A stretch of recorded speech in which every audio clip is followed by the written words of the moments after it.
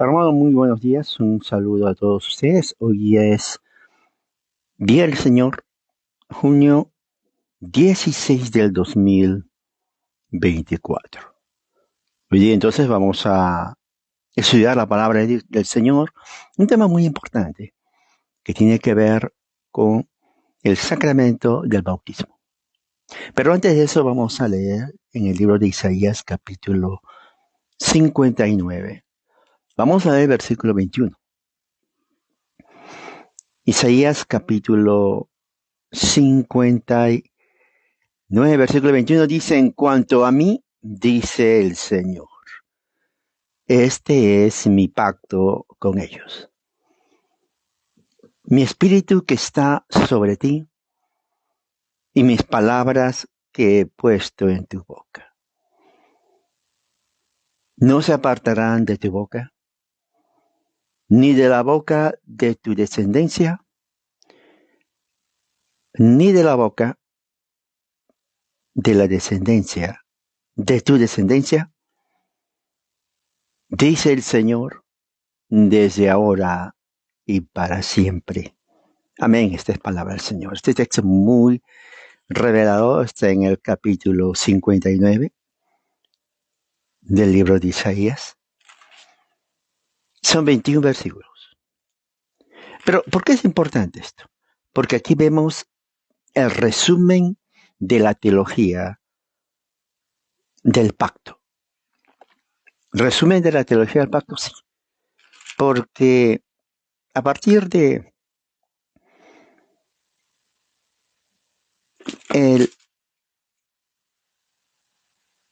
versículo 18, dice: conforme a los hechos, así Él, o sea, Dios, pagará furor para sus enemigos o adversarios. Justo pago, un pago justo para sus enemigos o adversarios. A las islas dará su pago. Está hablando de Dios castigando a los enemigos de Él, o sea, Yahweh. Y temerán desde el occidente el nombre del Señor. Escuche bien. ¿Por qué dice occidente? Porque Jerusalén está en el oriente. Y en el occidente tiene que ver con el otro mundo, con el mundo de los gentiles. Entonces, desde el occidente, los que no son judíos, todas esas naciones van a temer a Yahweh. Y dice: y desde el nacimiento del sol, su gloria. O sea, ese es algo escatológico. Porque Él, o sea, Yahweh, vendrá como torrente impetuoso. Está hablando de su venida.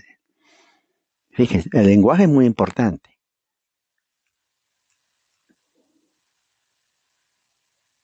Que el viento del Señor impele. Ahora, interesante es, entonces, si Él es el que va a venir porque Yahweh va a causar eso, entonces, ¿quién es Él? Obviamente, solamente hay una respuesta: es el Mesías, el Hijo de Dios. Y dice: y Él, y vendrá, perdón, versículo 20, su redentoración. ¿Quién es su redentor? Bueno, es Jesús, el Hijo de Dios o el Mesías. Y dice: y a los que en Jacob, o sea, Israel, se aparten de la transgresión, declara el Señor. O sea, aquí está hablando Isaías de la venida del liberador de Sion, que va a venir como un viento impetuoso. Fíjese, como un viento impetuoso. Ahí lo dice. Versículo 11 dice, perdón, 21 dice: en cuanto a mí, dice Yahweh, este es mi pacto con ellos, o sea, con Israel. Mi espíritu está hablando, primero en el versículo anterior, habla de su Hijo, el Redentor. Luego habla Él, son dos. Y luego habla su espíritu, tres. O sea, aquí vemos la Trinidad operando. Dice, mi espíritu que está sobre ti, le está diciendo eso a Isaías. Y mis palabras que he puesto en tu boca. Esto es muy importante, la palabra de Dios y su espíritu. Ahí está. Y dice así, no se apartarán de tu boca ni de la boca de tu descendencia. Pacto abrahámico. Génesis 12, Génesis 13, Génesis 15, Génesis 17. 12, 13, 15, 17. No se aparta de tu boca ni de tu descendencia. Es un pacto perpetuo. Dice, ni de la boca de la descendencia de tu descendencia. O sea, pacto perpetuo. Dice así, dice el Señor desde ahora y para siempre. Dice la teología del pacto. Por eso se tiene que separar un día, por ejemplo, hoy día es del Señor, separa un tiempo, por lo menos una hora, para que pueda orar y estudiar las escrituras. Vamos entonces a hacer una oración para pasar al tema de hoy. Okay. Bien, un momento.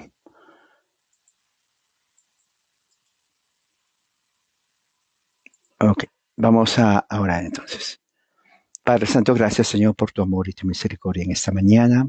Que tu palabra corra y sea glorificada trayendo frutos de arrepentimiento para aquellos que escuchan. Para que la exposición de tu palabra sea de ayuda a entender lo que tú nos enseñas en toda la escritura, desde el principio hasta el fin. Y que traiga, Señor, sanidad espiritual, mental, inclusive física, para aquellos que escuchan. Que la exposición sea de acuerdo a tu voluntad, que tu Santo Espíritu guíe al entendimiento. Que no se diga nada que no tiene que decirse y que se diga todo lo que se tiene que decir. Así es mi oración, Padre, en el nombre de Jesús. Amén. Muy bien. Entonces, vamos a estudiar las escrituras. El texto o el tema de ahora va a ser hoy y también la semana que viene. El tema es el bautismo, el sacramento del bautismo dentro de la teología reformada. Es muy importante. ¿Por qué es importante? Por dos razones. Uno, porque no se conoce qué es los sacramentos desde la perspectiva reformada. Y aquellos que se llaman reformados o presbiterianos tampoco entienden. No se conoce bien. Ya que Latinoamérica, en la mayoría de aquellos que no son católicos, católico no entiende, pero él lo practica el bautismo de infantes.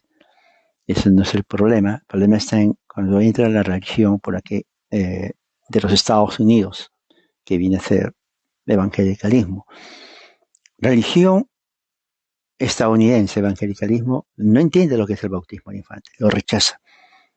Y ya que esa es la religión que entra a Latinoamérica, y muchos, en su mayoría, entran ahí. Y no solamente la religión de los evangélicos, sino también las sectas como mormones, testigos de Jehová, adventistas y pentecostales, ¿no? Que vienen todos de Estados Unidos. Entonces, todos ellos niegan, rechazan rotundamente, unidos todos, el bautismo de infantes. Cuando uno deja, en su mayoría, ya que Latinoamérica en su mayoría es de origen en religión católica, dejan al catolicismo y entran a cualquiera de estas sectas norteamericanas, uno de los detalles o doctrinas que ellos toman en común en todos ellos es el rechazo al bautismo de infantes. Usted habla con un mormón, no cree eso él. Habla con un testigo, tampoco cree eso él. Habla con un adventista, tampoco cree eso él. Habla con un pentecostal, tampoco cree eso él. Habla con un bautista, tampoco cree eso él. Habla con cualquier secta evangélica, tampoco cree. O sea, todos están unidos en contra del bautismo de infantes, ¿no? Todos vienen de aquí, de Estados Unidos. ¿Qué enseña las Escrituras? ¿Qué enseñan la teología reformada en cuanto al bautismo? Entonces, bueno, vamos a hablar de eso hoy y el domingo que viene también, próximo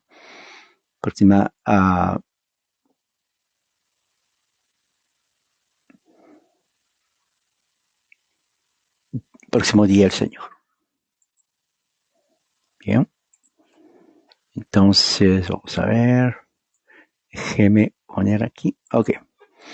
El bautismo, hay 4 posiciones en cuanto a qué es el bautismo. Ok, 4 posiciones principales en cuanto a qué es el bautismo. 1, el bautismo es el medio de renovación espiritual y justificación y santificación inicial mediante la infusión de la gracia recibida en el bautismo. Infusión, la palabra clave es infusión. De tal modo que ordinariamente no se puede salvar sin el bautismo. El bautismo comunica la gracia de Dios, la gracia salvadora, por la acción de su propio poder. Los hijos de todos los miembros de la iglesia y los adultos conversos no bautizados deben ser bautizados. Esta es la posición católica romana. Yo he sido católico romano, nací en un hogar católico romano. Mis padres católicos romanos devotos me enseñaron a temer al Señor.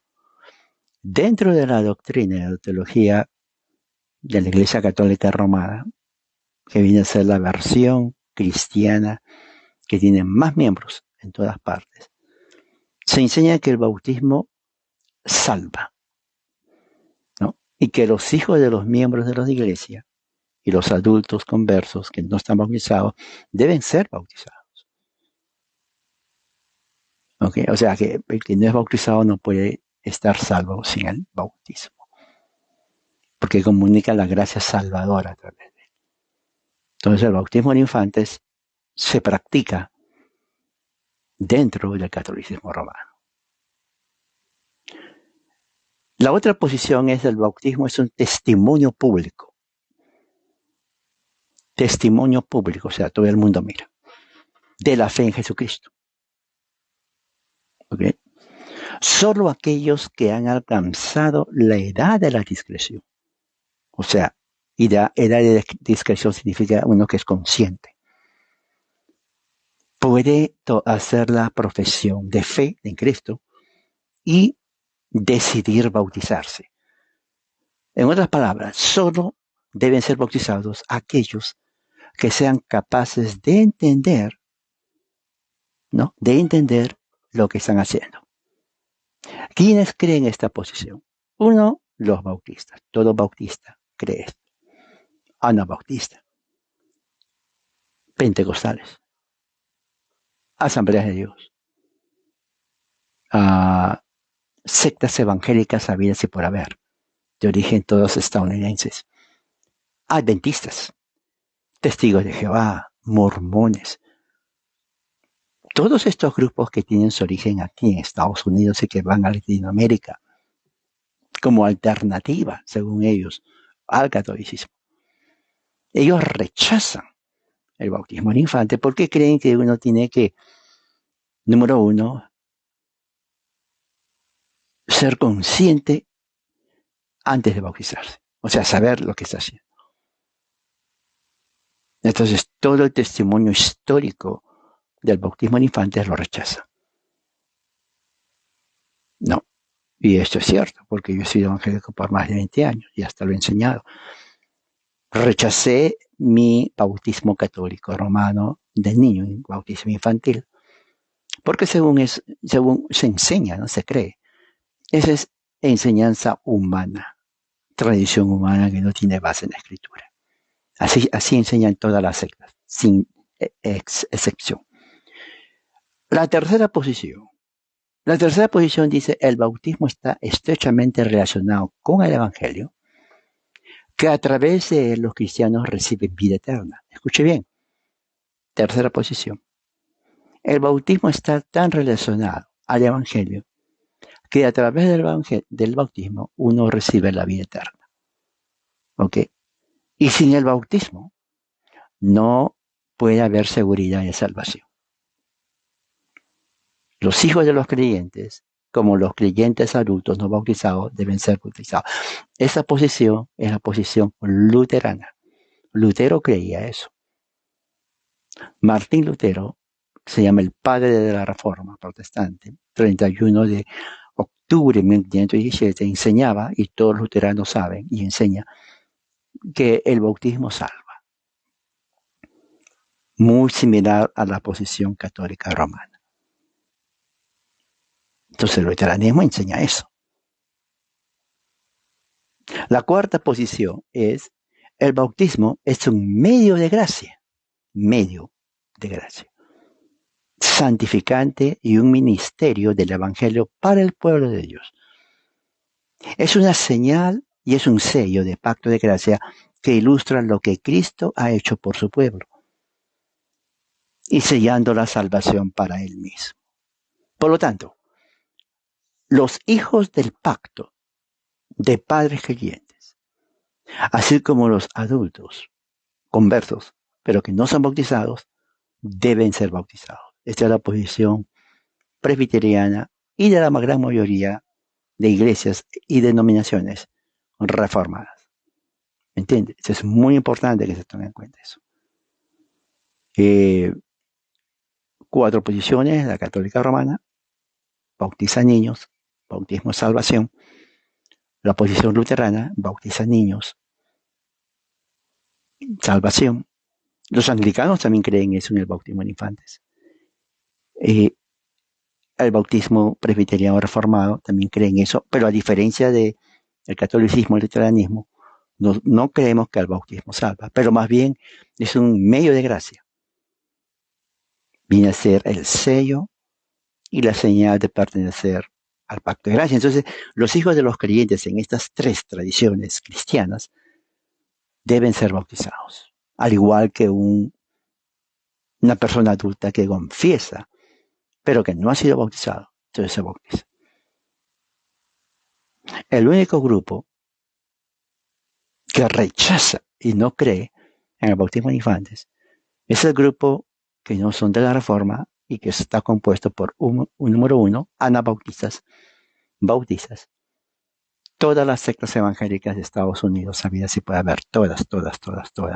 Entre ellas están los mormones, entre ellas están los testigos, entre ellas están los adventistas de origen norteamericano que viajan a México para finales del siglo XIX, siglo XX, se quedan ahí, y muchos adherentes, dejando el catolicismo romano, sea la razón, se entra a una de estas sectas que pululan. Luego lo mismo sucede en Centroamérica y también en Sudamérica, ¿no? Ahora, la pregunta es que los reformados rechazamos también, pero rechazamos no el bautismo de infantes, pero rechazamos la forma, o sea, la teología detrás del bautismo de infante del católico romano. Rechazamos el bautismo de infante y su teología luterana. O sea, los luteranos creen que el reformado, por eso el luteranismo no son reformados, creen que los reformados presbiterianos no entendemos el bautismo de infantes porque rechazamos la idea que el bautismo de infantes salva. El presbiterianismo reformado no cree eso. Rechazamos la idea luterana y católica que el bautismo de infantes salva. Pero no vamos a entrar específicamente en ese detalle. Eso lo podemos dejar para otro momento para ver la diferencia entre el reformado y el luteranismo, ¿no? Y obviamente nosotros rechazamos ya de plano, ahí sí estamos de acuerdo con los luteranos y católicos, en la posición anabautista que tiene que ver con todas las sectas pentecostales y evangélicas que rechazan el bautismo de infantes. Nosotros aceptamos porque es una práctica histórica, ¿no? y es una práctica eclesiástica de acuerdo a la teología ortodoxa.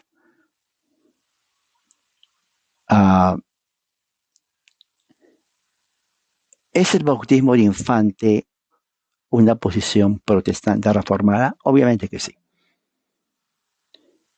Hubieron grandes líderes reformados, entre ellos destaca, por ejemplo, Martín Lutero, que él es el padre de los luteranos.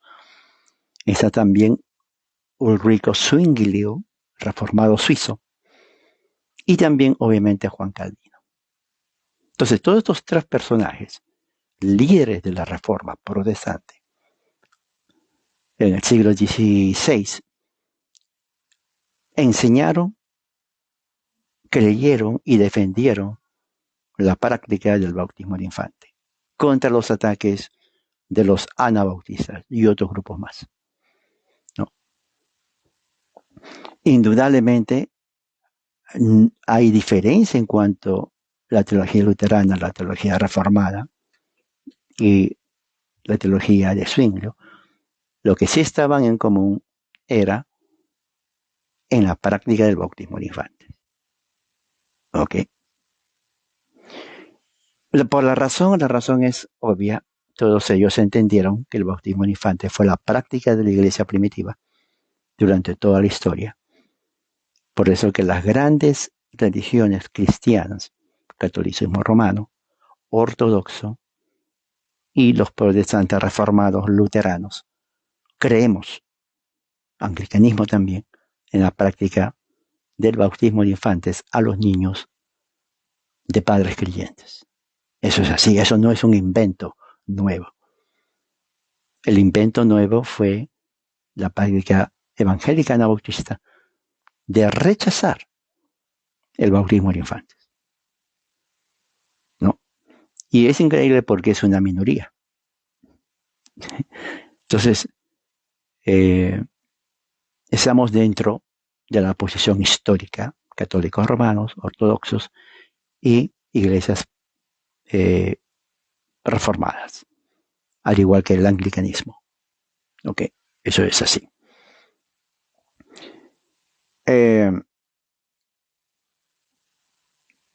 Los cristianos reformados presbiterianos practicamos el bautismo del pacto, porque hay una orden en la Biblia a hacerlo. Todo cristiano reformado entiende esto. El que no entiende es porque duda o no presta atención en cuanto a esta práctica. ¿Me entiende? Es más prueba ortodoxa inclusive, porque es práctica, y más clara el bautismo de infantes que inclusive el de la Trinidad. Obviamente el que rechaza la Trinidad no es cristiano ortodoxo, como los mormones, adventistas, testigos de Jehová, en su mayoría. Y otra secta más había separado. Y todos son de origen que salen de Estados Unidos, ¿se dan cuenta? O sea, sectas vienen a ser creación, grupos religiosos, pero inventados por hombres. Ellos pueden tener la Biblia, ellos pueden hablar de usted, de Dios, orar. Por eso muchos se confunden. Y me escriben, me dicen, hermano, yo no sé cuál es la diferencia, ellos oran a Dios, o leen la Biblia, o sea, para mí son iglesia. Bueno, sí, hacen esas prácticas. Testigo de Jehová ora, lee la Biblia, tiene un cuerpo de teología, cantan en sus reuniones. Los hace iglesia a ellos. Bueno, sí, es una iglesia, porque iglesia significa asamblea. La pregunta es, ¿son iglesia de acuerdo a lo que Dios especifica en la Biblia? O mejor dicho, ¿tienen la autoridad ellos de existir? No, no tienen. Porque aunque hagan esas cosas, no los define como iglesia.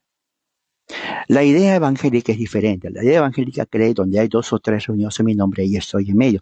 Entonces, ellos toman ese texto como que les da autoridad para creer lo que quieren y nadie les va a decir que no porque ahí lo dice, donde hay 2 o 3 de mi nombre, pues estamos reunidos en su nombre, pues somos iglesia. Pero eso no enseña la Biblia. Pablo es muy específico en cuanto a la organización de una iglesia. Eso es muy específico. Por eso es que cuando toman ese texto, las sectas engañan a católicos romanos que no conocen su teología en América Latina. Pues en el caso extremo de pentecostales es pastorado de mujeres. Eso entró en el presbiterianismo también, en el luteranismo, en el anglicanismo, inclusive en los metodistas, el pastorado de mujeres. Pero antes de ellos el pentecostalismo ya creía en ellos, porque ellos no son reformados. Ellos son de origen yanqui, gringo, de aquí de Estados Unidos. Sí, en Latinoamérica no se preocupan en saber la historia de estas sectas. Van a Latinoamérica, de Estados Unidos, y la gente en su ignorancia, porque lo ven como la Biblia, dicen, oh, ellos son cristianos. Y tienen la Biblia. Yo voy a estudiar con ellos. Yo no voy a perder mi tiempo ahí con el cura que no sabe absolutamente nada, que besa estatuas. Estoy cansado de lo mismo. La misma cosa en esa iglesia. Ya no soy católico. Ahora soy mormón, testigo, pentecostal, o sea, porque ahí estudian la Biblia, ¿no? Y no hay problema, uno tiene la decisión de estar donde quiere estar. El problema está en que si usted sabe o sabe a dónde está entrando, pues si no sabe a dónde está entrando, oiga, mejor o quédese donde está o mejor no entra en ninguna parte. Porque generalmente esas sectas no enseñan lo que tiene que enseñarse. Recuerda, son ideas de hombres. Ellos lo inventaron.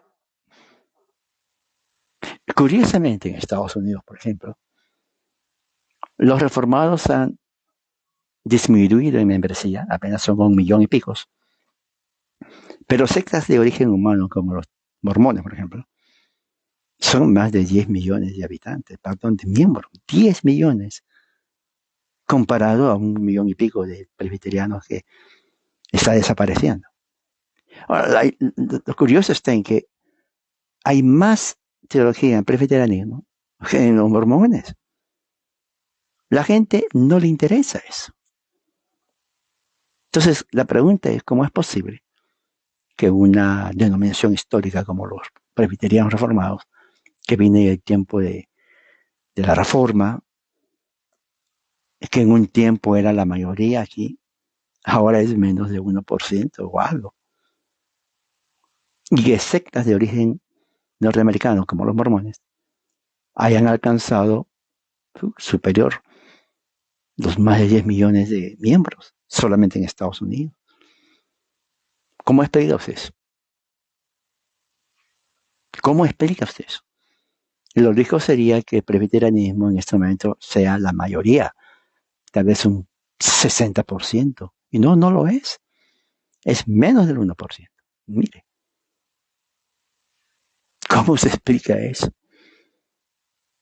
Porque por dos razones. Uno, por el aspecto de trabajo. Los mormones, al igual que los testigos, trabajan. Ellos creen su religión. Si usted no cree lo que usted cree, usted no va a hacer nada para que otros crean su religión. Eso es así. Eso es un hecho. Eso es lo mismo que en la política. Por eso que política y religión van de la mano. Religión, política van de la mano. Una religión débil es una política débil. Eso es así. Una religión fuerte, con una política fuerte, se hace bien fuerte. Fuerte. Eso es así. Entonces, lo que demuestra que, al menos en Estados Unidos, el presbiterianismo es débil. Es como una... ¿Han visto esas florecitas que usted nomás le da un soplo y se cae? ¿No? Son tan débiles, están con vida, pero usted hace, se caen. Así es el presbiterianismo, lamentablemente. La secta, como los mormones, viene a ser como aquellas plantas tan fuertes. Puede venir tempestades, en serio. Se puede doblar por el viento, pero se queda inmóvil. Entonces, ¿cómo puede ser eso? No vamos a hablar de las causas, pero ya les dije por qué. Uno, tomaron en serio este grupo de fe, el otro grupo no. El otro grupo no sale a hacer nada. Ahora, pueden decir, no estoy hablando que somos falsos o no. Yo soy presbiteriano. Pero que los líderes se esconden. ¿Cómo me van a esconder? Si el mormonismo tiene una teología fantástica, que no tiene base en historia, pero aún así salen y crecen y la gente cree. Oiga, entonces con más razón, un reformador tiene que hacer eso, pero no existe eso. Entonces, no sé, tal vez 100 años más puede que muera todo eso. Bueno, nosotros no vamos a estar más de 20 años. En 20 años, la mayoría de los que estamos aquí no vamos a estar acá. Ya habremos partido para el cielo. ¿Ves? En 15, 20 años ya no va a estar acá muchos. Va a venir nueva generación. Nueva generación. Los que hoy día tienen tal vez que 5 años de edad, en 20 años van a tener 25 años. Y van a crecer. De repente ya son los que hayan, eh, hablen en la internet, Facebook, YouTube o cualquier otro tema. ¿Me entiendes? Pero nosotros ya no vamos a estar acá. Y si alguno está acá va a ser muy viejito.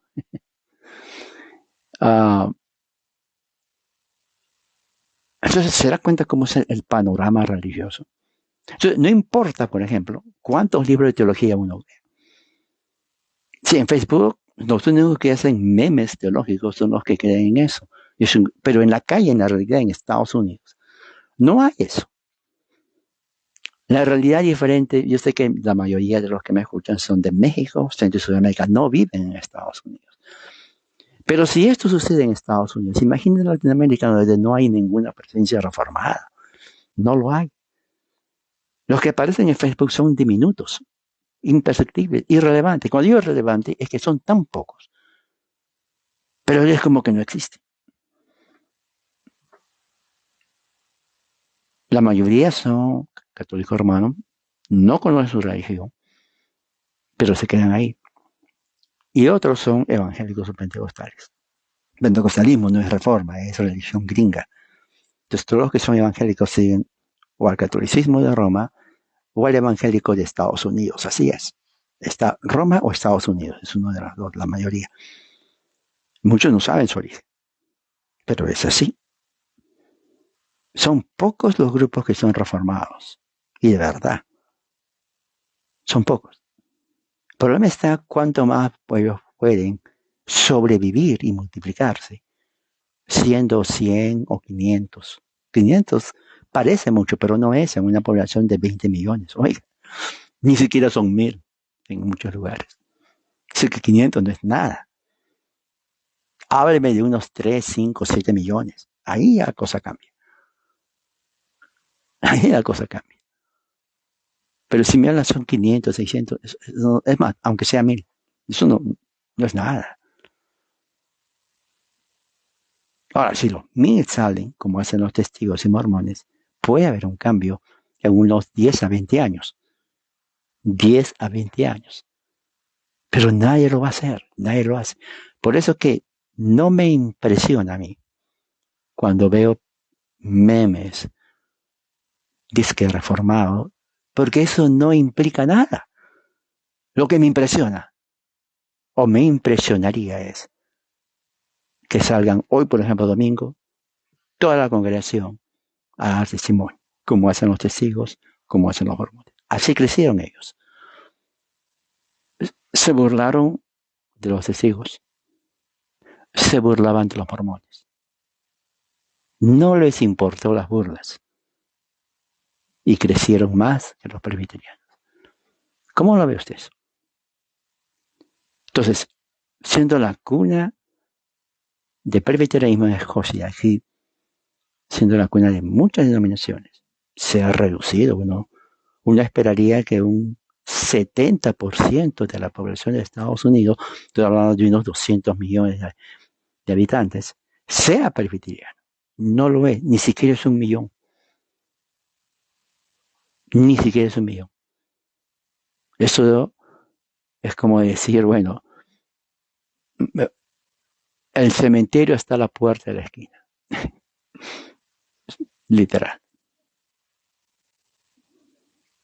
Una nueva generación de cristianos estadounidenses están saliendo, que son anabautistas, arminianos en su concepto.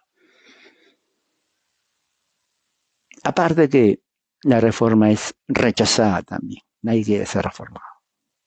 Nadie. No. O sea, el futuro es oscuro en ese aspecto. Ahora, muchos tal vez no les va a gustar. Dicen, no, eso es falso porque yo me congrego, hacemos eso. No hay problema. Pero los números no engañan. Si tiene que ser impacto, no vas a congregarse. Vas a trabajar como hicieron los mormones y testigos de Jehová. Mira, los mormones tienen más credibilidad que un presbiteriano. Con eso le digo todo. Ellos actúan, invierten dinero. Ellos se han metido en la sociedad. No les importó que la gente les critique. No les importó absolutamente para nada. Bueno, ¿por qué no hacen lo mismo los presbiterianos, los líderes? Invierten dinero y que entren. Por una simple razón, ¿no? Están súper divididos. Así como dice el dicho, la unión hace la fuerza. Entonces el otro dicho, divide y vas a conquistar. O sea, se dividió. Hay una gran división entre presbiterianos. Hay unos que, bueno, hay cantidad. Uno se cree más presbiteriano que el otro. Otro, por ser tan puros, se han reducido casi en nada. ¿Sí? O sea, tanto guardan la pureza que ya son casi nada, en serio. Porque el resto de presbiterianos dicen, no, ¿para qué tanta cosa? ¿Para qué, por ejemplo, para qué de solamente salmos? No. Se están reduciendo y el otro grupo avanza. ¿Para qué esto? ¿Para qué el otro? Y se hace más abierto. Pero aún así no es fuerza. Las divisiones son tremendas. Entonces, cuando se habla de presbiterianismo, la pregunta que sigue es, ¿cuál presbiterianismo? ¿Cuál? ¿Cuál de todos? ¿Qué es lo que creen? ¿Se dan cuenta? Entonces, eso es como perspectiva para que tengan en cuenta lo que está pasando en Estados Unidos. Yo no sé cómo, por ejemplo, es en México. No sé cuánto porcentaje de la población de México son reformados. Y cuántos de esos disque reformados son realmente reformados. O sea, en realidad, ¿cuántos son, por ejemplo, de las sectas? Lo mismo sucede en Centroamérica, Sudamérica. ¿Qué impacto tienen? 50, 100, 200, 500 no es impacto. Pero tienen que trabajar si quieren hacer impacto. El problema está en que no es impacto porque también están divididos. Entonces, mientras estén divididos, no va a haber fuerza. No va a haber fuerza. Eso sí es un hecho. Va a sobrevivir, como quien dice, a pan y agua, pero no va a haber un crecimiento significativo. No va a haber.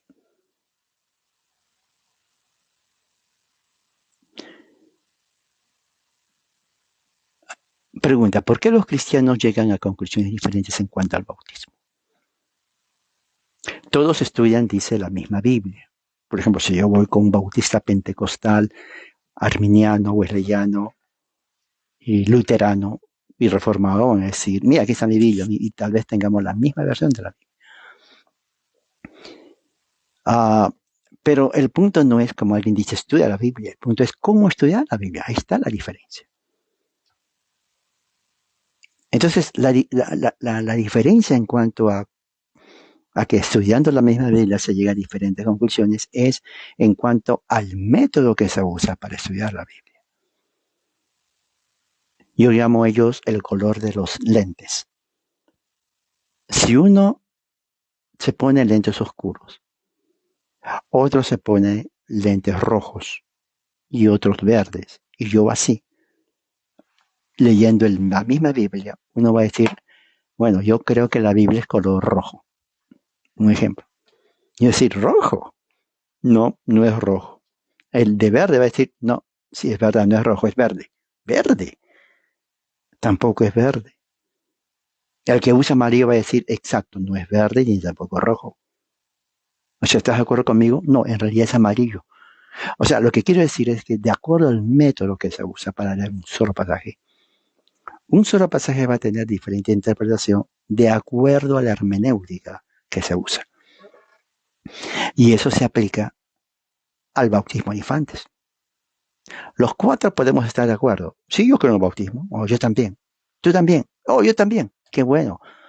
Entonces creemos en el bautismo de infantes. No, ¿se dan cuenta? Pero tú dijiste que crees. Sí, pero no en el de infantes. Oh, yo sí creo. Oh, yo también creo. Yo también creo.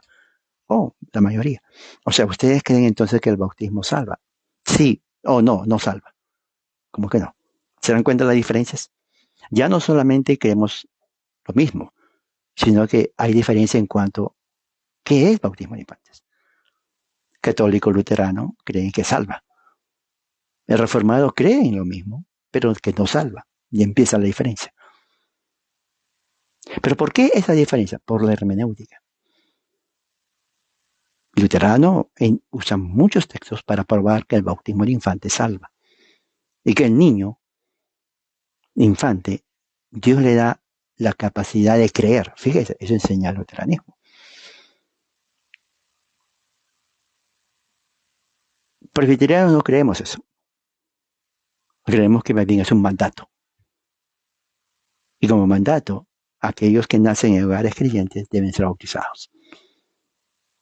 El luterano cree también así, sí, tiene que ser bautizado. Pero Dios le da a ellos la capacidad de creer. Y ponen muchos ejemplos, entre ellos está Juan el Bautista, que cuando María, la madre de Jesucristo, fue a saludar a su prima Elizabeth, la criatura en el vientre de Elizabeth, ¿no?, saltó y fue lleno del Espíritu Santo. Entonces dice, mire, si siendo un feto tuvo esa experiencia, eso significa que Dios en su gracia los puede ayudar, se puede manifestar. Y ponen otros ejemplos más. Ahora uno puede objetar, pero no importa el objeto o el cuestionamiento, depende de la hermenéutica que uno usa para creer e interpretar el texto. Por consiguiente, dice el luterano, aquellos que niegan que el bautismo de infantes salva no conocen escritura. En ese sentido están criticando al reformado presbiteriano. Según el luteranismo, nosotros no entendemos la escritura. Estamos en la mitad de la verdad. Creemos bautismo de infantes, pero rechazamos que el bautismo salva. Lo cual, dicen ellos, es la enseñanza apostólica, patrística y histórica, que siempre el bautismo de infantes otorga salvación. Y que son los reformados presbiterianos los que rechazan el testimonio histórico del verdadero bautismo de infantes. ¿Se dan cuenta? Así es, y muchos no conocen eso. Lo curioso es que muchos evangélicos, que ni siquiera se creen el bautismo de infantes, celebran el 31 de octubre. Como si Lutero hubiera sido igual que ellos, ¿no? Lutero no fue nada evangélico. Bueno, él se llamó evangélico, pero el evangélico de él fue creer en el bautismo de infantes que salva. ¿Se dan cuenta? Es más, nosotros los presbiterianos reformados no celebramos el 31 de octubre. Algunos, la mayoría, pero el verdadero no, porque no tiene nada que ver con el presbiterianismo. El 31 de octubre tiene que ver con Lutero, nada más. Y él no fue presbiteriano reformado. Él fue luterano. Muchos creen que él fue reformado. No, ellos rechazan. El luteranismo rechaza a los reformados. Ellos son luteranos. Evangélicos luteranos. Confesionales. Así son ellos. Católicos evangélicos se llaman ellos. Su verdadera designación. Ahora, ¿por qué se llaman ellos católicos evangélicos? Porque ellos dicen, nosotros tampoco seguimos a Lutero. Lutero empezó, pero no somos luteranos. Sí, dice Iglesia Luterana en cuanto a cómo nosotros nos identificamos, pero no seguimos a Lutero. Por eso que hay algunas sectas y grupos luteranos que ya están sacando el nombre luterano y solamente se ponen católicos evangélicos. Y evangélico no es el evangélico gringo que rechaza el bautismo de infante, es el evangélico alemán reformado. El verdadero evangélico que viene de Lutero cree que en el bautismo de infantes y cree en el bautismo de infantes que salva. Esa es la verdad. En Latinoamérica, en Estados Unidos, el evangélico es gringo. ¿Qué significa gringo? O sea, no es histórico, no es confesional, no es reformado, no es protestante, no es presbiteriano, tampoco cree en el catecismo. O sea, es desnudo. O sea, para ellos dicen, no, no quiero las sandalias, no quiero pantalón, no quiero ropa interior, no quiero camisa ni sombrero, así soy. Se les llama los desnudos de la Biblia. ¿A qué te refieres los desnudos de la Biblia? En el sentido de que no creen nada de esas cosas, simplemente yo y mi Biblia y se acabó. Así son. No, yo creo lo que dice la Biblia. Yo y mi Biblia. Oh, yo también creo lo que dice mi Biblia. Oh, sí, o sea, estamos iguales. No, no, no, no, porque mi Biblia no dice bautismo de infantes. Bueno, sí, yo estoy de acuerdo contigo, pero mi pastora, ¿cuál pastora? Sí, porque la Biblia enseñaba pastora. Oh, no, no, no. Te dije que yo enseño, dice la Biblia no enseña pastoras. ¿Cómo que no? Entonces, como cada uno da su interpretación, usted va a ver en un salón de 100 personas 100 diferentes sectas, porque cada uno, ya que no cree en el Papa, es él y su Biblia, interpreta un texto de acuerdo como él quiere, cree, siente. Génesis para uno va a ser, o son 7 días de verdad, o no, no, son simbólicos. No, no, es que es la verdad. ¿Quién lo dice? Yo. O no, no, en verdad son simbólicos. ¿Quién lo dice? Yo también. Pues vamos a ver cuál de los dos tiene razón. ¿Me entiendes? Eso es, cada uno, yo y mi Biblia es mi religión. Nadie más. Nada de confesiones, catecismos, son tonteras. Que no, no, no, es yo y mi Biblia, se acabó. Yo decido a qué hora, yo mismo soy mi pastor. Me miro al espejo y yo me doy órdenes. Eso es evangelicalismo. Entonces, en el estudio de la Biblia, al tener diferente método interpretativo, uno saca diferente conclusión en cuanto al bautismo de infantes. Católicos, anglicanos, luteranos, presbiterianos, creemos y usamos casi los mismos textos, ¿no?, de la Biblia y casi la misma hermenéutica para concluir que el bautismo de infantes es bíblico, aparte del testimonio histórico, cosa que niegan los anabautistas y la mayoría de sectas heréticas, hasta después. ¿Qué es el pacto de gracia? Porque esto nos va a ayudar a entender. En los evangelios nuestro Señor Jesús nos dejó 2 señales muy grandes que tenemos que observar hasta el momento que Él venga por segunda vez. Uno es la cena del Señor. 2 es el bautismo.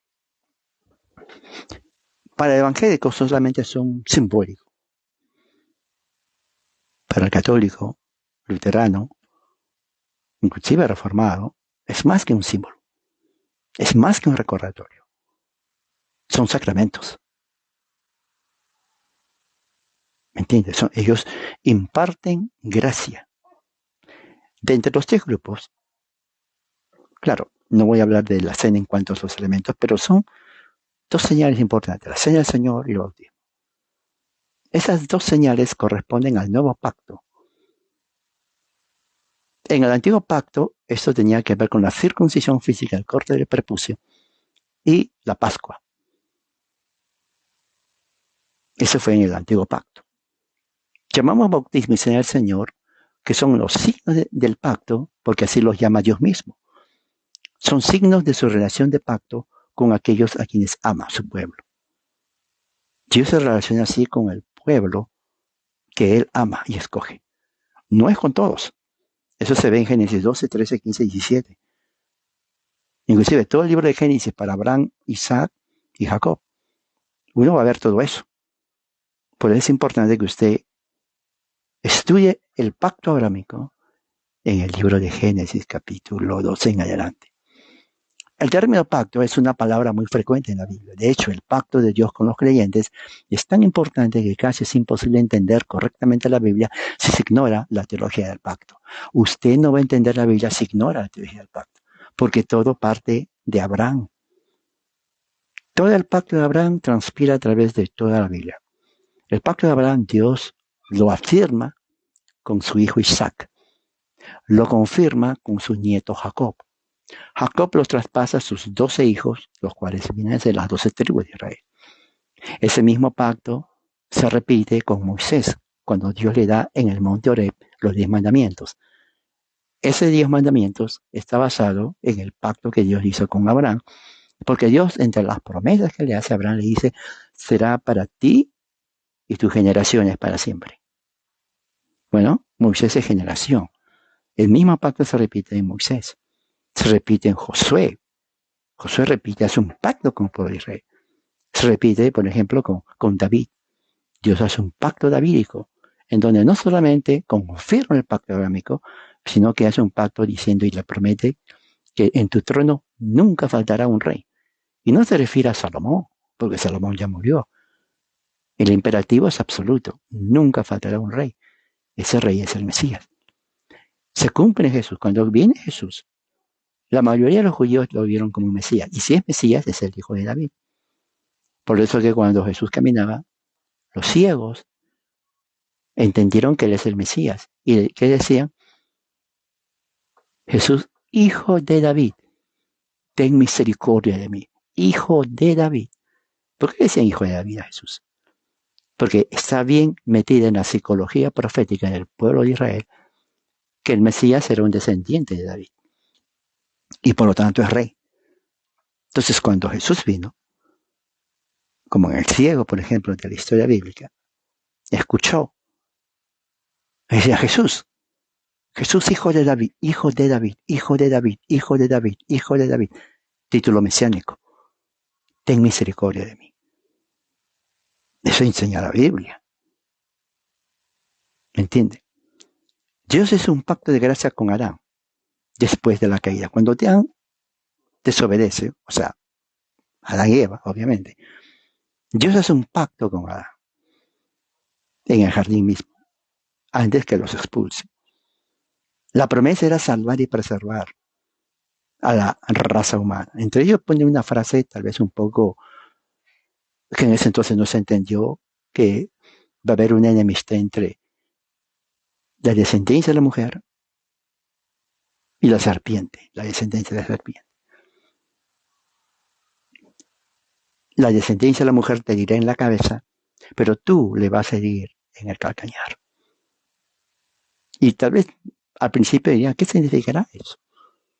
Pero esa es la primera promesa de pacto de gracia.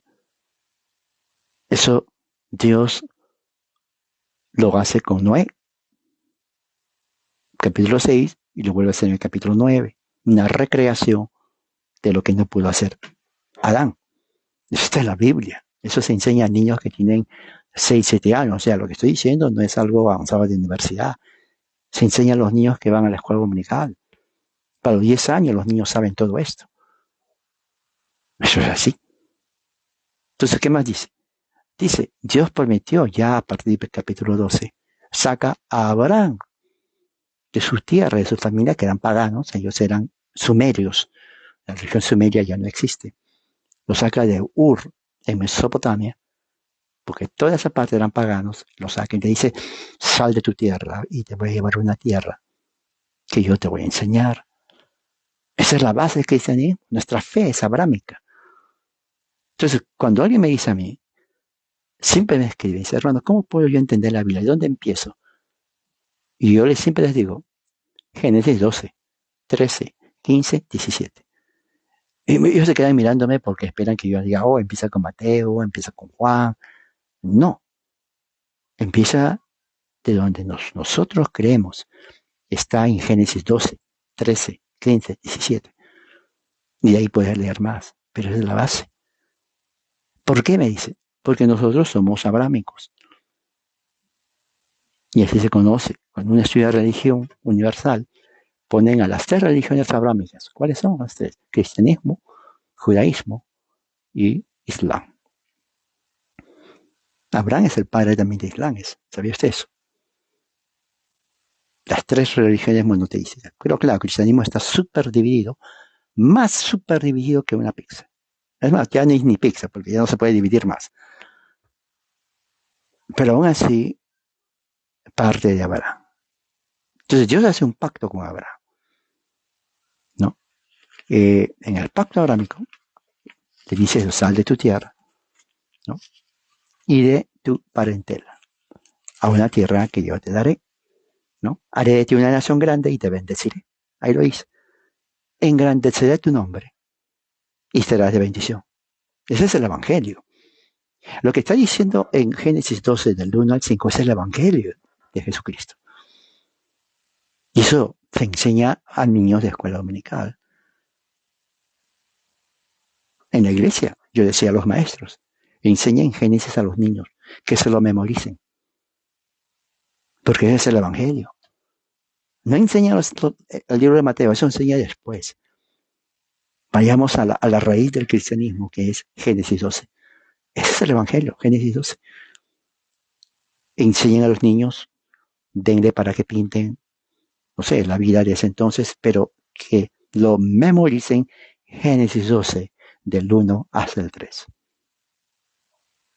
Pero no queda ahí, porque en el capítulo 13, ¿no?, que viene a ser el próximo capítulo, Dios otra vez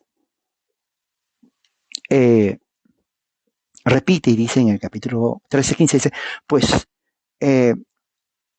alza los ojos, le dice Yahweh, y mira desde el lugar donde estás hacia el norte. Sí, ya miré, Señor. Ahora mira hacia el sur. Ya miré. Ahora hacia el este. Ya miré hacia el oeste. Ya miré. Bien. ¿Ya miraste todo? Sí. Pues toda esa tierra que ves te la daré a ti. A mí, Señor, sí, Abraham, a ti te lo voy a dar. Pero no solamente a ti, no a tu descendencia. Oh, gracias, Señor. Y no solamente eso, va a ser para siempre. Interesante. Y no solamente quedó ahí, porque más adelante dice, haré de tu descendencia como el polvo de la tierra. Promesa abrahámica.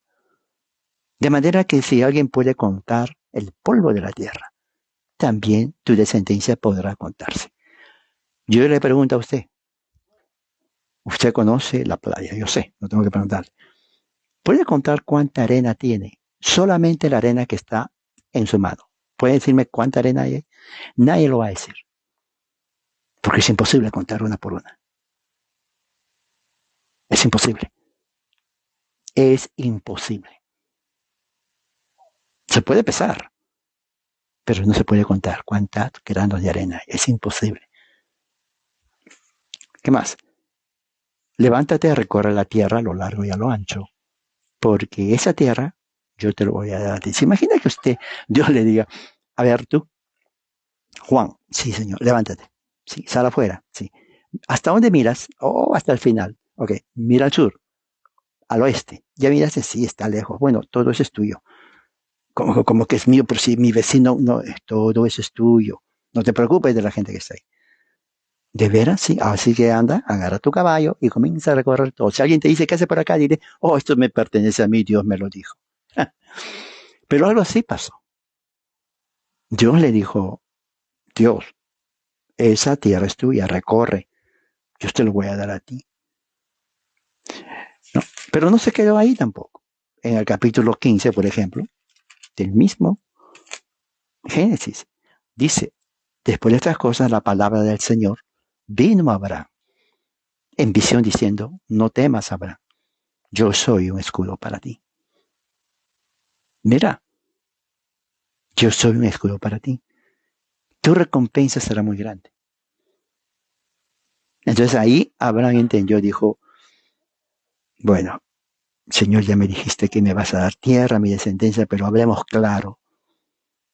Yo estoy viejo. Ya no tengo potencia sexual. ¿Cómo se te ocurre que me vas a decir mi descendencia? Humanamente hablando. Tú no me has dado ningún heredero. El único es el hijo del esclavo. Él va a ser mi heredero. Pero ahí es donde Dios intersecta a Abraham y le dice, tu heredero no va a ser el hijo del esclavo. Tu heredero va a ser de ti mismo. ¿Cómo? Pues ya no te estoy diciendo, mira cómo estoy. Ya se pasó todas las fuerzas del joven. Y dice Dios, no, hay uno que saldrá de tu entraña. Él va a ser tu heredero, no el hijo del esclavo. Lo llevó afuera y dijo, a ver, vente. Mira arriba. Y cuéntame las estrellas. Igual que la arena. Dice, Señor, yo no puedo contar las estrellas. ¿Cómo se te ocurre? Ya me estoy mareando. Bueno, No, le dice, así será tu descendencia. ¿Se dan cuenta que primero le llevó los granos de la tierra? No lo pudo contar. Así será tu descendencia. Ahora le lleva afuera, mira las estrellas. ¿Puedes contar? No. Así será tu descendencia. Todo esto es el Evangelio, hermano. Todo esto es el Evangelio de uno. Entonces le dice, Dios dice, Abraham creyó al Señor. Entonces ese texto es el que usó Lutero para pelear el concepto de que somos salvos por la fe contra la doctrina de Roma. Porque dice, Abraham creyó y Dios lo tomó como justicia. Y dice, y le dijo, yo soy el Señor que te saqué de Ur de los Caldeos. Ur de los Caldeos es Sumeria. Era una cultura totalmente pagana. Y dice así, para darte esta tierra para que la poseas. Y Abraham dice, Señor, ¿cómo puedo saber esto? Bueno, tráeme una novilla, una cabra de 3 años, carnero de 3 años, una tórtola y un pichón. Y sacrificó. Eso, ahí hizo Dios un pacto. Ahí hizo Dios un pacto con Abraham. Por eso se llama teología del pacto. Esa es nuestra religión. La religión cristiana no empieza cuando Jesús nace. No, la religión cristiana empieza aquí. Génesis 12, Génesis 13, Génesis 15. Tanto es así que Pablo dijo en Gálatas capítulo 3, versículo 7, los que son de fe son hijos de Abraham. Ahí está. Nacemos en la casa de Abraham. ¿Me entiende? Y dice así. A tu descendencia le daré esta tierra desde el río de Egipto, el río grande, el río Éufrates. Voy a sacar a todos los ceneseos, cadmoneos, hititas, fereceos, refaitas, amorreos, cananeos, jerjeseos y jebuseos. Todas esas tribus paganas van a ser destruidas porque yo te voy a dar la tierra de ellos para ti. ¿Entiendes? O sea, yo como Dios no creo en las mentiras de que derechos indígenas, eso yo no creo. Eso es falso. Voy a destruir esas tribus que vivieron por tiempo ahí y te los voy a dar a ti. Tú vas a ser heredero de eso. Ellos no, tú, porque yo soy Dios. A mí nadie me va a decir que violación de derechos humanos. Eso es falso, eso es mentira, es más. Yo te lo doy a ti. Y así fue. Pero también está en el capítulo 17. Ahora, muy interesante porque en todo esto Dios está repitiendo lo mismo, ¿no? Capítulo 17 dice, cuando Abraham tenía 99 años, oiga, 99 años, el Señor se le apareció y le dijo, yo soy el Shaddai. Traducido en español es el Dios Todopoderoso. Él no es artículo, es palabra ugarítica que significa Dios, I-L, E-L. Se traduce en el español como Dios. Todopoderoso es el Shaddai. La palabra Shaddai es una raíz que significa montaña. Y una montaña le pusieron todopoderoso, pero también significa preservador de vida. Preservador de vida en el sentido porque está relacionado a un ser que tiene muchos senos y del seno mana la leche. Entonces los senos en la antigüedad era símbolo de fertilidad y de alimentación. Cuando un dios le ponían cantidad de senos, lo que estaban dando a entender es el superproveedor. Superproveedor. Él va a dar vida en cantidad a los suyos. Entonces, Shaddai implica dos cosas: todopoderoso y proveedor de vida, sustentador de la vida. Eso significa Shaddai, que lo pone ahí todopoderoso. Todopoderoso no dice todo el concepto que la palabra Shaddai dice. Entonces Dios le dice, yo soy Él. Y dice ahí, camina delante de mí, sé perfecto. En otras palabras, obedéceme en todo lo que hago. Obedéceme en todo lo que... No hagas caso a los ídolos. Tú solamente vas a hacer lo que yo digo. Yo voy a hacer un pacto contigo. Mira, ahí está, teología del pacto. Ese pacto implica que yo te voy a multiplicar a tu descendencia. Ya te prometí un hijo que va a salir de ti, no del esclavo. Esa descendencia se va a multiplicar. Tal vez tú no lo veas, pero ese es mi pacto, que lo establecí con sangre. ¿Te acuerdas los animales que hice? Que te dije que trae carnero de 3 años, todo eso, sí. Pero ahora va a venir algo más profundo, ¿no? Abraham adoró al Señor, puso su cara en el piso, en el polvo, se puso así, y Dios le dijo, yo hago pacto contigo. Tú vas a ser padre de multitudes. Así le dice. Tu nombre te lo voy a cambiar. Ya no vas a ser Abraham, ahora vas a ser Abraham, o como se dice en inglés, Abraham, porque la H se pronuncia como J. Abraham, ya no Abraham. ¿Por qué? Porque tú serás el padre de multitud de naciones. Multitud de naciones.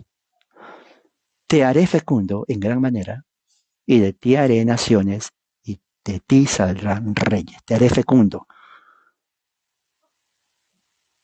Señor, voy a volver a tener vigor sexual, prácticamente eso, sí, vas a tener vigor sexual. Yo te voy a dar fuerzas. Pero no solamente ser fecundo cuando tengas esos hijos, sino tu fecundidad va a ser a través de tus hijos. ¿Por qué? Hasta ahí la mayoría no entendió nada. Y esto es realmente algo increíble. Cuando dice fecundo, es porque la esposa de su hijo y de sus dos y de su nieto fueron estériles. Una persona estéril, del punto de vista biológico, no puede procrear. No hay que necesidad de ser científico. Por eso dice, te haré fecundo. No solamente porque no tienes fuerza por tu edad, sino porque las esposas de tus hijos van a ser estériles. Y ahora, yo creo que a ese punto Abraham dijo, ¿qué se está burlando de mí? Primero, yo viejo, no tengo vigor sexual. Segundo, las esposas de mis hijos estériles. ¿Qué es esto, no? ¿Cómo es posible que va a haber descendencia cuando, pues, son estériles? Pero Dios es Dios. Les dio vigor sexual y a las estériles les dio justamente la capacidad para que su cuerpo de esas mujeres, su vientre, genere vida humana. Increíble, ¿eh? Y eso es lo que está diciendo Yahweh. Y dice así, de ti saldrán reyes, voy a hacer mi pacto contigo, con tu descendencia. Pablo dice en Galatas 3 que esa descendencia es en singular, en referencia a Cristo. Por eso la teología del pacto es una sola. Empieza con Abraham, sigue hasta Jesucristo. Irrompible. No hay un momento en la historia bíblica donde diga, ya no hay teología del pacto. Mira lo que dice, subráyalo. Subráyalo. Establece un pacto contigo, con tu descendencia. Después de ti. Y dice, por todas sus generaciones. Es increíble. Ese pacto no ha sido abrogado. Y dice, va a ser pacto eterno. Estaba hablando de Dios, de Yahweh. Dice, pacto eterno. De ser Dios tuyo y de toda tu descendencia después de ti. Señor, ¿puedes repetirlo, por favor? Porque a mi edad, 99 años, viejo, no sé si puedo yo procesar eso. Y mira a mi mujer, vieja. Ok, voy a hacer un pacto contigo, eterno, todas tus generaciones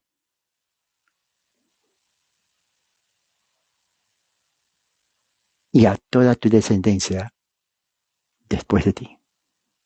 8. Haré de ti y de tu descendencia después de ti, les voy a dar la tierra de tus peregrinaciones.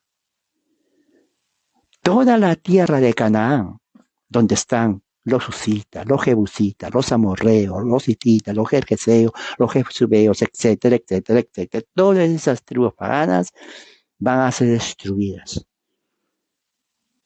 Para mí no existe el derecho indígena, que derechos humanos son puras tonteras. Yo voy a eliminar a esa gente y te los voy a dar a ti y a tu descendencia. ¿Qué te parece? Hago un pacto contigo. Dijo a Dios a Abraham, tú pues guardarás mi pacto. Abraham, debes guardar mi pacto. Tú y tu descendencia después de ti por generaciones. Ese es el pacto. Ese es el cristianismo. Esto es el evangelio. ¿Me entiende? Esto es el evangelio. Si usted no conoce eso, no conoce el evangelio. Se acabó. Así es. A los hermanos les decía, a los diáconos, hermanos, ancianos, cuando enseñamos el evangelio, a las maestras, empecemos con Génesis 12, 13, 14, 15, 17. Porque ese es el evangelio. Si no conocemos eso, no vamos a conocer el resto de la escritura. Eso es la verdad. Yo voy a hacer un pacto contigo, Abraham, y con tu descendencia después que tú mueras. ¿Cuál es ese pacto, Señor? Y aquí está. Todo varón que nace entre ustedes será circuncidado. Eso nunca se había hecho antes. Eso nunca se había hecho antes. Todo varón que nace será circuncidado. Porque en la circuncisión hay derramamiento de sangre. Cuando se corta el prepucio, se derrama sangre.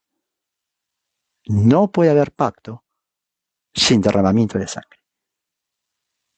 Lo que existe es promesa. Pero cuando esa promesa es un pacto, se tiene que haber derramamiento de sangre. Por eso es pacto promesa. Dice,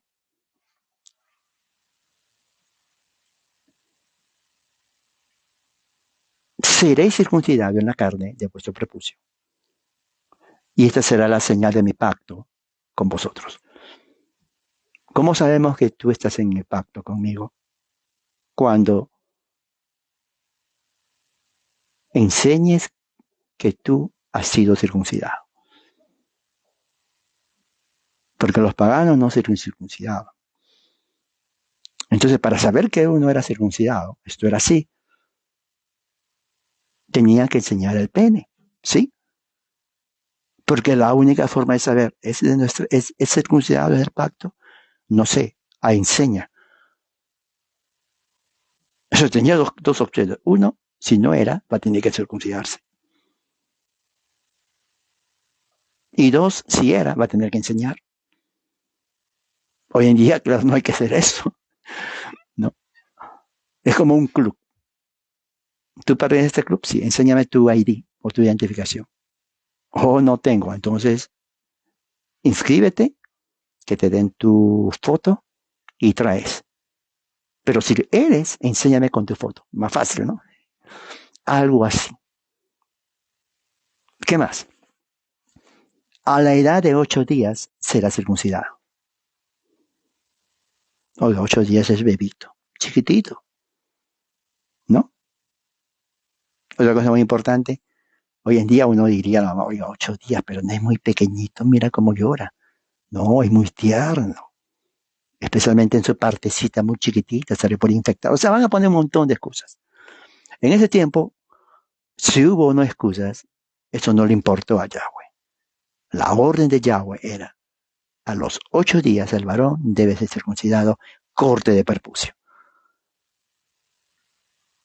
Todos los esclavos comprados con dinero, todo extranjero que ves en tu grupo, pero que no es de tu descendencia, será circuncidado. Será circuncidado el esclavo nacido en tu casa, el comprado, Mi pacto es en vuestra carne como pacto perpetuo. Pacto perpetuo. Ese pacto nunca ha sido abrogado. ¿Sabía usted eso? Hasta ahora es vigente.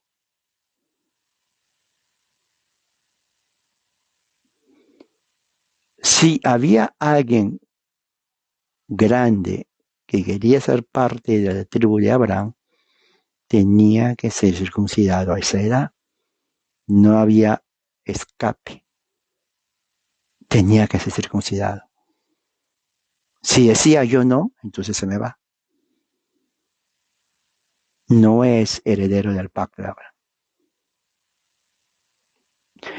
En ese tiempo, no todo, escuche bien, esta es la parte fundamental para entender el bautismo de infantes.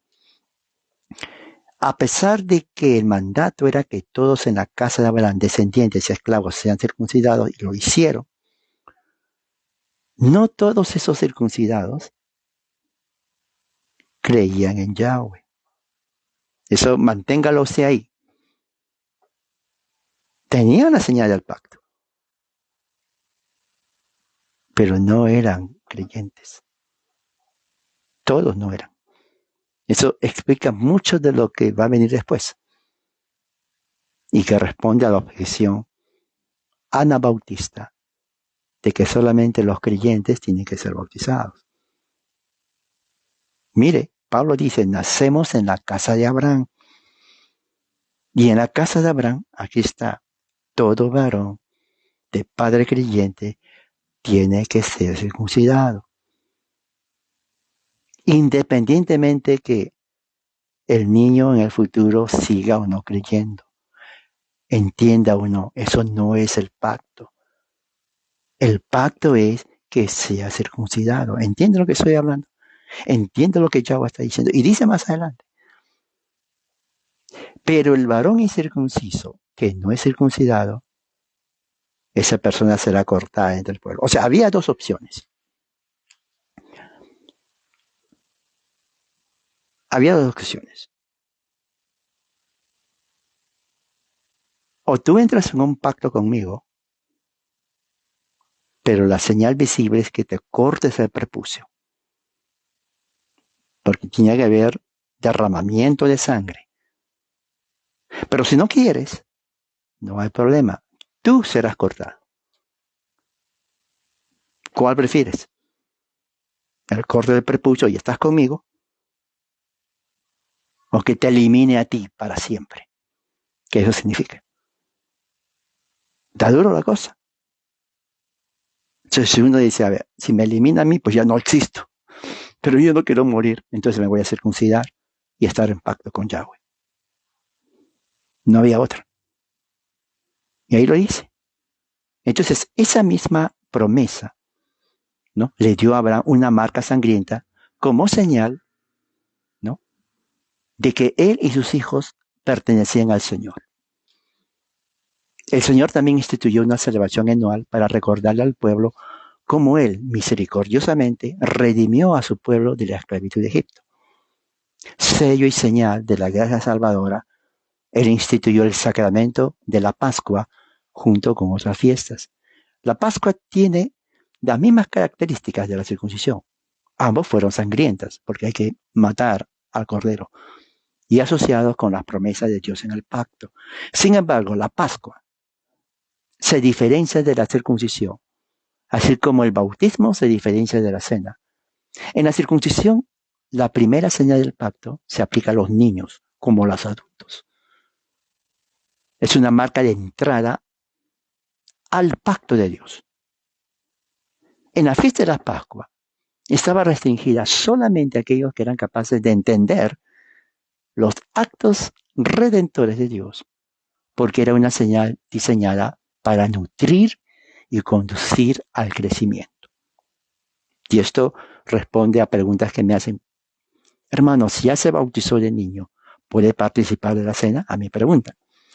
Digamos, no fue una señal de entrada a la asamblea, porque ya estaban adentro, sino que sirva como un medio para renovar el pacto de gracia.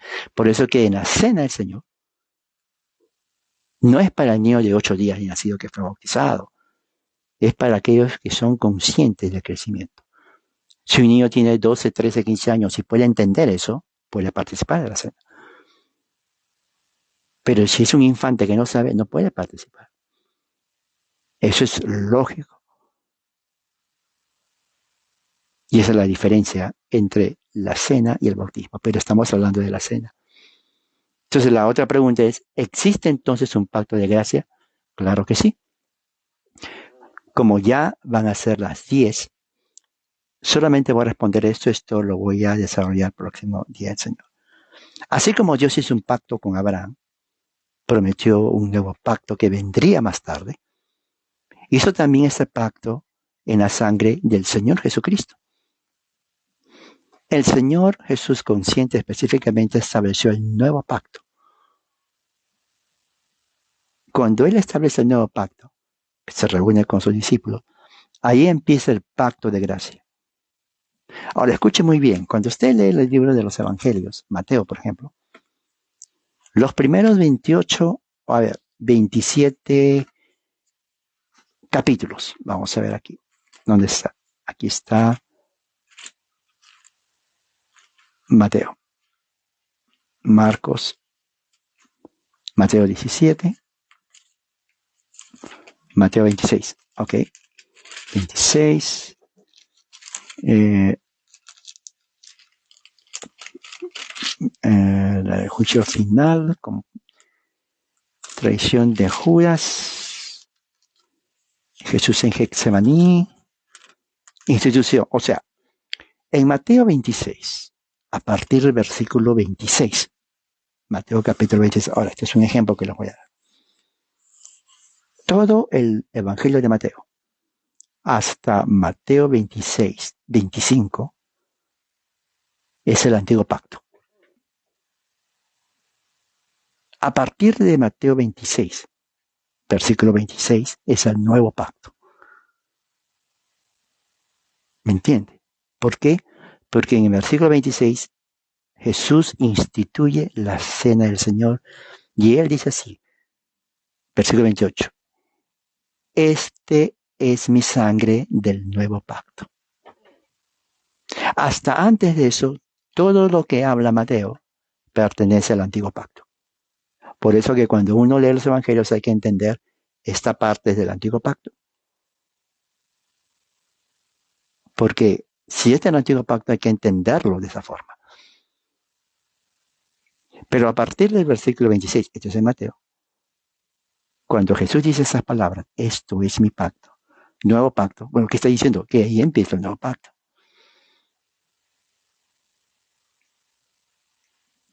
Primer año, eso se enseña en el primer año de entrar a una iglesia protestante. En el libro de Marcos está en el capítulo, el concilio, arresto de Jesús, está en el capítulo 14, versículo 22. Y mientras comía, tomó pan y dijo, tomar eso, este es mi cuerpo. Y ahí hace ya la administración. Esta es la sangre del nuevo pacto que es derramada por muchos. Ahí empieza, ¿se da cuenta? Entonces, Marcos es el primer evangelio que se escribe. Y Marcos está narrando lo que Jesús hizo durante la época del Antiguo Testamento. Y cuando dice, este es mi cuerpo del nuevo pacto, de la sangre que es derramada, es el nuevo pacto. Bueno, lo voy a dejar ahí. La próxima semana voy a empezar entonces siguiendo esto a la pregunta, ¿cómo saber si solamente hay un pacto de gracia? Bueno, ya lo hemos visto. Si me has estado siguiendo, ya hemos visto que el fundamento de la fe es Génesis 12, 13, 15, 17. Oremos. Padre, gracias por tu amor, por tu misericordia, que el estudio de tu palabra nos haya quedado en la mente y podamos indagar más adelante. Que podamos estudiar tu palabra este día, que es tu día, en el nombre de Jesús nuestro Señor. Amén. Padre, hermanos, que la gracia del Señor sea con ustedes. Hoy día del Señor, separe un tiempo, una hora por lo menos, y ore y estudie la palabra de Dios. Hoy, día del Señor. Eso es práctica presbiteriana, si no le enseñaron eso. Presbiterianos, día del Señor, nos dedicamos solamente a eso. Esa es la verdad. ¿Ok? Siempre ha sido así. Y eso es una buena práctica. Entonces, que la gracia del Señor sea con ustedes. Amén.